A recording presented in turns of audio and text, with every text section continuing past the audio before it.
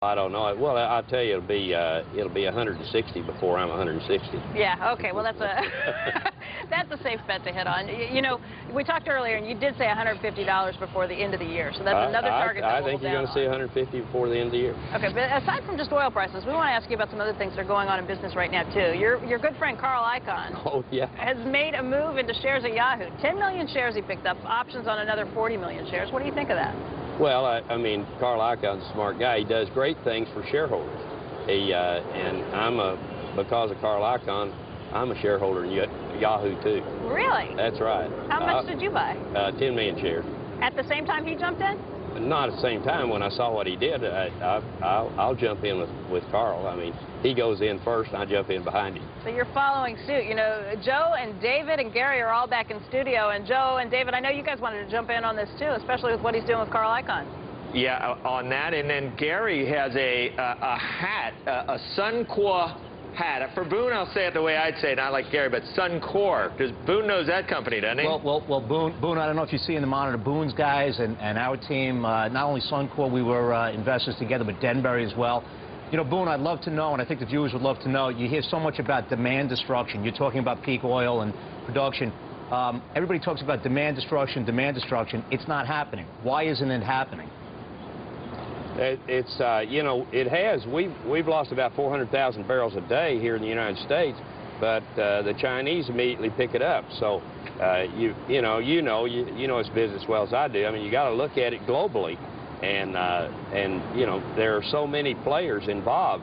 Then you're subsidizing 70% of the oil around the world, meaning that gasoline prices in China are subsidized. Gasoline prices in other places are, where you have producing nations. The ones that are paying the full price for it are the ones that do not have the oil. That's us, and that's also Europe and other places around the world. So, you know, there's different pricing for this, but still, there's 85 million barrels is all you have, and you're going to divvy it up, and the people that are going to get it are the ones that are going to pay for it. It's as simple as that.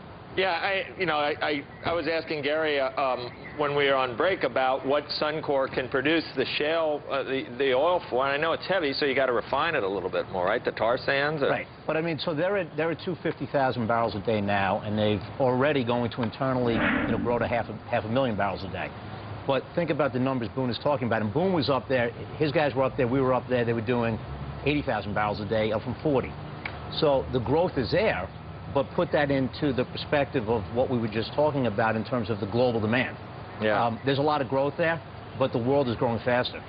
Yeah. You know, David, Gary is... listen. Go ahead, Boone. The oil sands are a tremendous asset, actually, almost for the United States, because we are the consumer of that oil. That oil comes down in the central part of the United States. But Canadian Oil Sands is one that, whether you followed it or not, but that's a interesting company. But Suncor is the leader, no question about that. But Syncrude and others up there. But it's very hard to bring that on production. It's so expensive to bring on one, and you don't have enough welders, is what it comes down to. It just it calls for so many people, but that's a developing property, and it'll be great for our country. Oh, okay. Gary finally took the helmet up. You know, David Faber's been longtime friends with. He looked like he was going to break out in YMCA with that thing on. So I think it was a good thing that you finally. Now what does my hair look like, Joe? Gonna be the anyway. Watch that hair do some interesting things through the years. Becky, you know, Faber is our in-house expert on Microsoft Yahoo. What does Boone think needs to be done there? I mean, he's got his hands in everything, huh? Yeah, Boone, what do you think needs to be done with Microsoft? Are you just I want David to tell me what to do. David?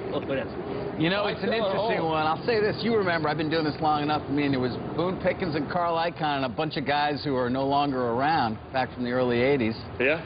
Who agitated. What do you mean no longer around? Well, you two are around and none of the other guys are around. That's what I mean. Okay. Yeah. Well, I've been pretty quiet. Carl he's out there scrambling all the time. Yeah, he's always doing so. Listen, I think the way he approaches things is as a poker player. And he originally, when he bought the stock, 24.25, thought he had 2 to 1. In other words, 8 up, 4 down, something like that.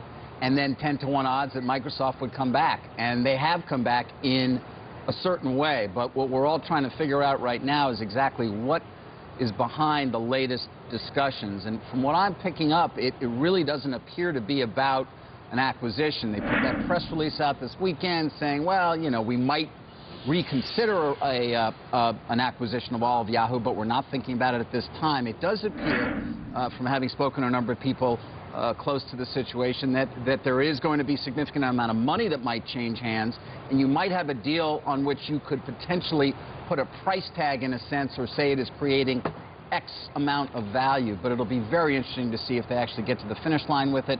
I think a lot of the reason Microsoft came back at all was to forestall Google and stop Google from moving ahead with the same kind of, or with a search deal of some kind with Yahoo. They're all about stopping Google. So, you know, we'll see, but I'll tell you, up at 28 where that stock was yesterday, you have to wonder, given what Microsoft was saying, whether that was justified. How was that? Was that all right?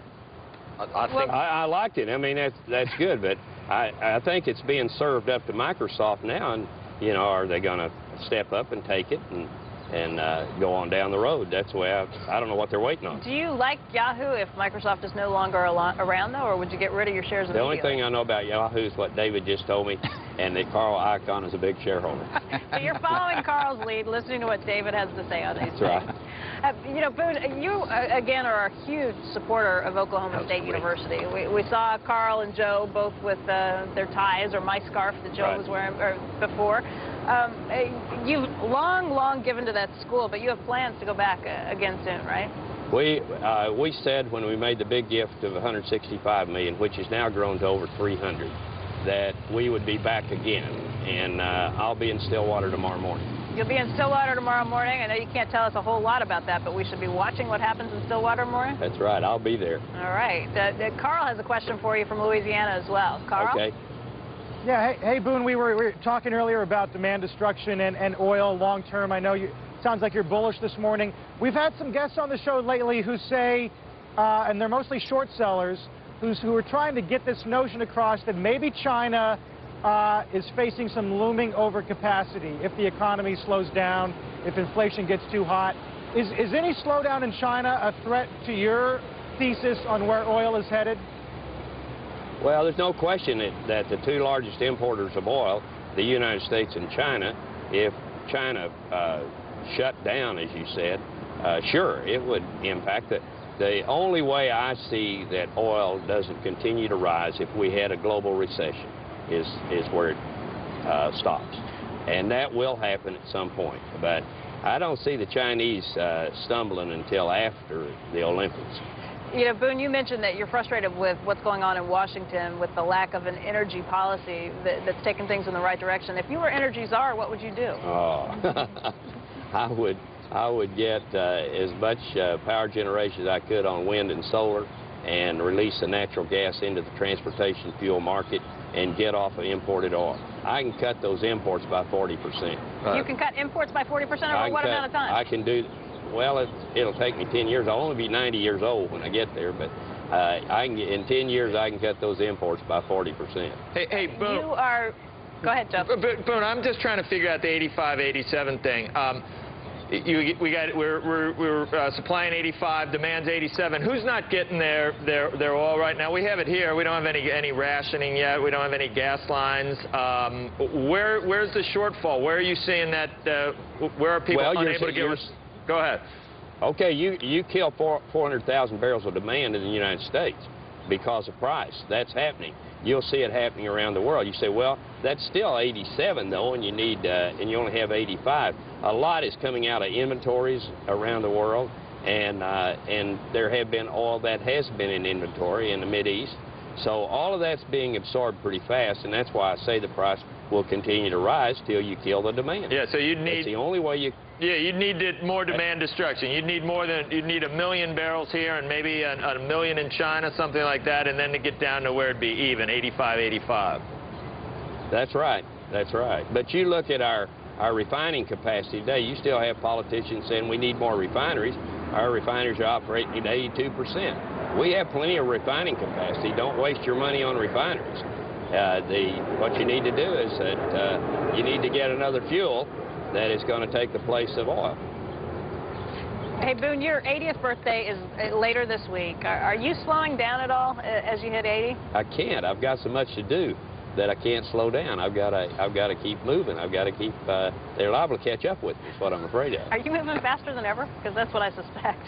That what? I suspect you're moving faster than ever.